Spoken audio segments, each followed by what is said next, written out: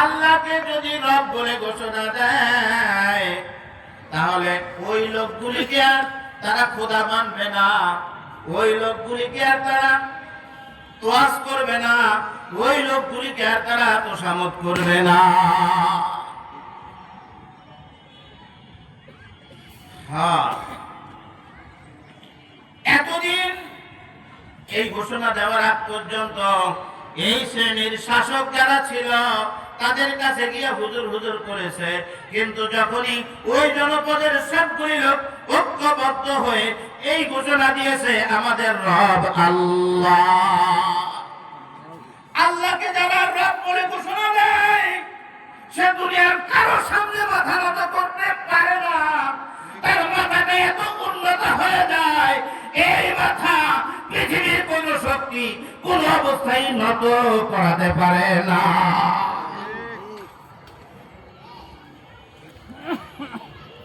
কোন শক্তি তাদেরকে নত করাতে পারে না। কিন্তু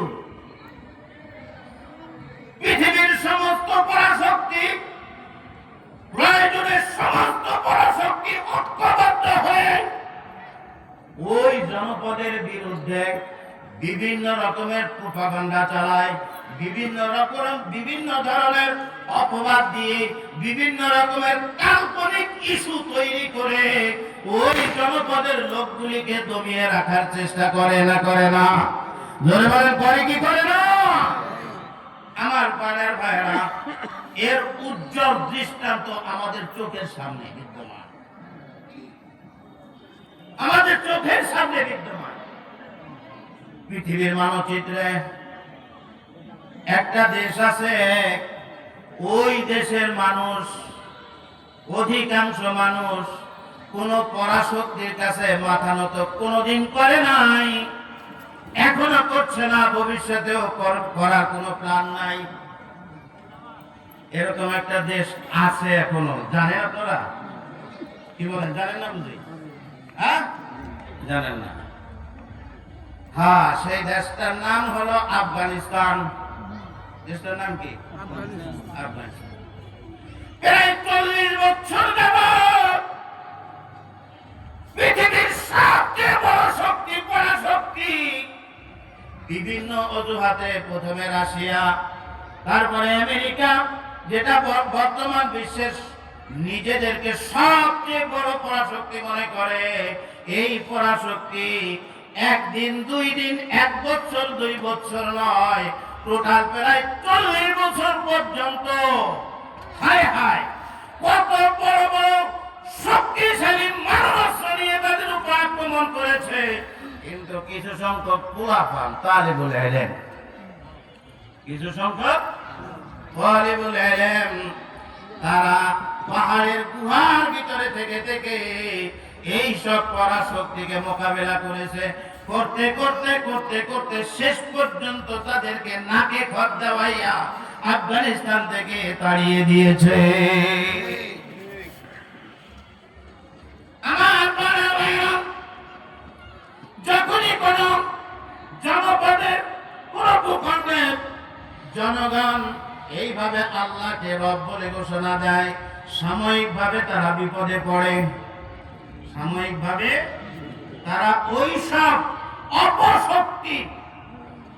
অপশক্তির প্রভাব তাদের উপরে যখন পড়ে, তখন তারা একটু বিপদ ফিল করে। কিন্তু এই বিপদে যখন পড়ে যায়, আল্লাহু আকবার, তখনই তাতানাজ্জালু আলাইহিমুল মালাইকা।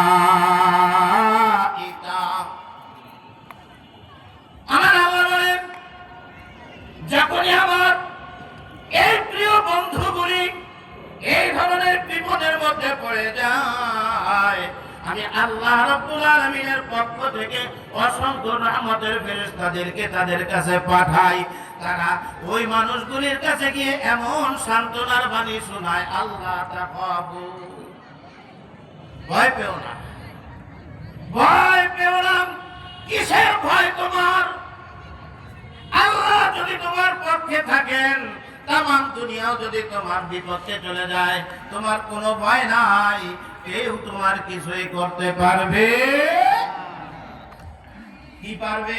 হয়তো আমাকে দুনিয়া থেকে বিদায় করে দিতে পারবে, আমাকে শাহাদাতের মর্যাদা অর্জন করার জন্য সহযোগিতা করতে পারবে, আমাকে শহীদ করে সরাসরি জান্নাতে পার্সেল করে দিতে পারবে, এছাড়া আর তার করার কিছুই নাই।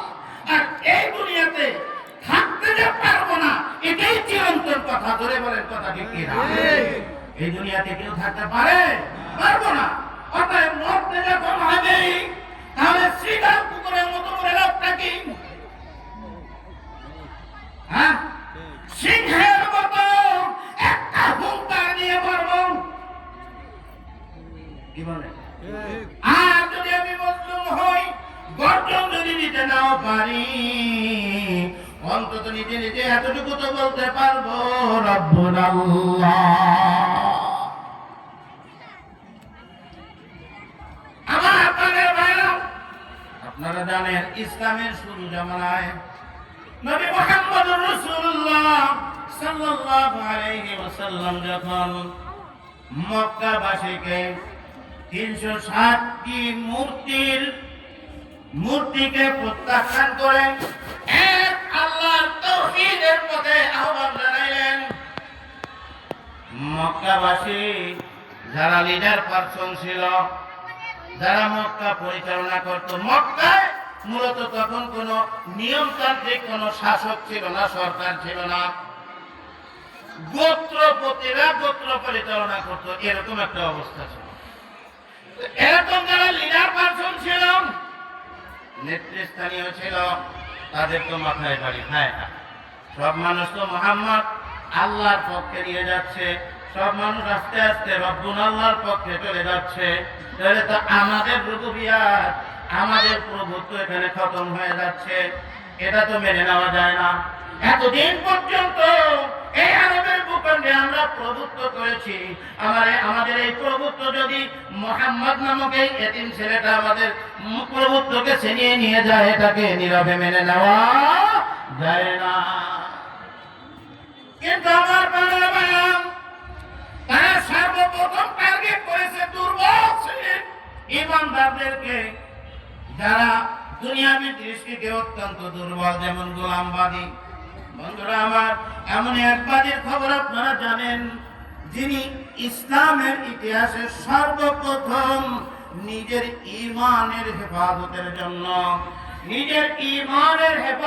জন্য তার নিজের জীবনটাকে উৎসর্গ করে দিয়ে শাহাদাতের দরজা উন্মুক্ত করে সর্বপ্রথম এই ইসলামের, এই ঈমানের সর্বপ্রথম শহীদা হিসাবে জান্নাতের দরজা উন্মুক্ত করে দিয়েছে।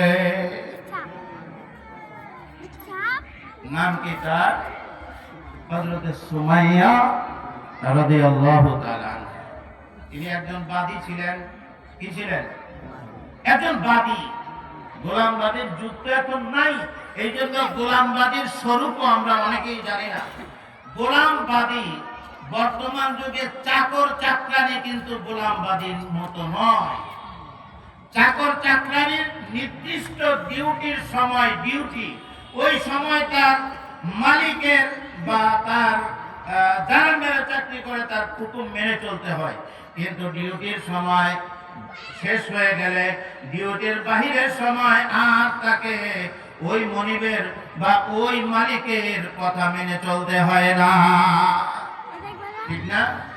কিন্তু গোলামবাদী এমন, যার পুরো জীবনটা একজনের কাছে বিক্রি করা, যার নিজের কোনো মত নাই, নিজের কোনো পথ নাই, নিজের কোনো চিন্তা নাই, নিজের কোনো চেতনা নাই, নিজের কোনো ভাবনা নাই, নিজের কোনো সত্তা বলতে কিছুই নাই, তাকে বলা হতো গোলাম।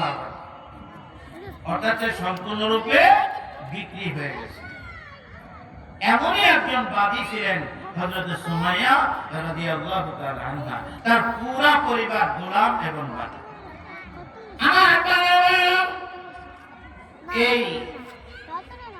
এই বাদীটা ছিল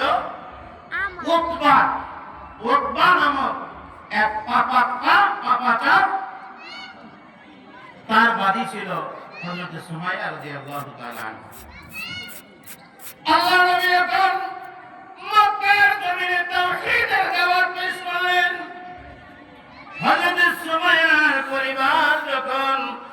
নবীজির পক্ষ থেকে তাওহীদের দাওয়াত লাভ করলেন। এই দাওয়াত নিয়ে তারা আর বসে থাকেন নাই, তাওহীদের দাওয়াত গ্রহণ করে তারা ঘোষণা করেছেন রব্বুনা আল্লাহ। এতদিন উতবা জানতো যে আমি ওর রব, এবং সুমাইয়াও জানতো উতবা আমার রব। কিন্তু আল্লাহ নবী গোটা জাতিকে শিক্ষা দিলেন, কোন মানুষ কোনদিন মানুষের রব হতে পারে না, মানুষ কোনদিন মানুষের মালিক হতে পারে না, মানুষ কোনদিন মানুষের আইনদাতা হতে পারে না। মানুষ একমাত্র আল্লাহ তাআলার গোলাম ছাড়া আর কারো গোলাম হতে পারে না, কারো গোলামি করতে পারে না। আমার পানামায়া,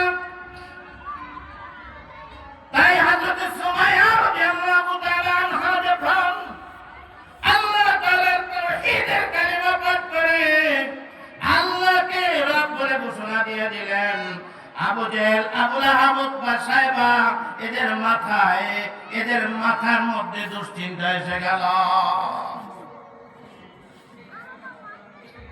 এরা তো দুর্বল, এদের কোনো ব্যক্তি সত্তা নাই, অতএব সর্বপ্রথম আক্রমণ এদের উপরে। হযরত সুমাইয়ার উপরে অত্যাচারের পরে অত্যাচার করে আর বলে, সুমাইয়া তুই আল্লাহ মুহাম্মাদের আল্লাহকে রব ঘোষণা, এই ঘোষণা থেকে সরে আয়, তোকে মুক্ত করে দিব। নির্যাতন তো হবেই না, তোকে একদম জীবনের তরে মুক্ত করে দেব। তুই শুধু মুহাম্মাদের রবকে, মুহাম্মাদের আল্লাহকে একমাত্র রব ঘোষণা থেকে ফিরে আয়। হযরত সুমাইয়া বলেন, তোরা আমার উপর অত্যাচার করতে করতে কি বা করতে পারবি? সর্বশেষ আমাকে হয়তো দুনিয়া থেকে